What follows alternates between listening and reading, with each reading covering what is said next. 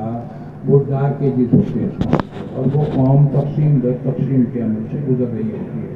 پورے 18ویں صدی کا جو یورپ ہے اس کو آپ ایک نظر دیکھ لیں تو اب کیا ہوا کہ جو لوگ وطن سے جڑنا شروع ہوئے وہاں پر بھی ایک تھا مسئلہ، تو پتہ چلا کہ وہ ایک وحدت میں آ کے چلے گئے. تو اب معاملہ یہ ہے کہ پاکستان واحد ایک ایسی بات ہے کہ جس سے اگر ہم جڑتے ہیں تو یہ تقسیم در تقسیم رک سکتی ہے، ادر وائز نہیں رک سکتی.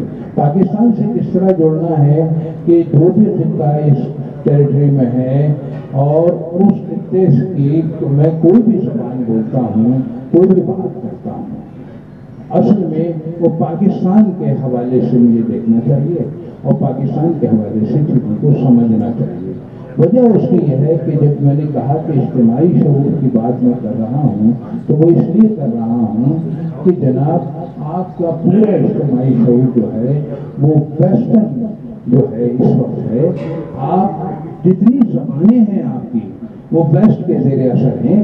اگر معروضی حالات دیکھیں آپ تو اگر یہاں کے لحاظ سے ہوتا تو اتنی طبقاتی نوعیت نہ ہوتی، اتنی غربت نہ ہوتی، پاورٹی لائن بڑھتی جا رہی ہے، ایجوکیشن تباہ ہوتی جا رہی ہے.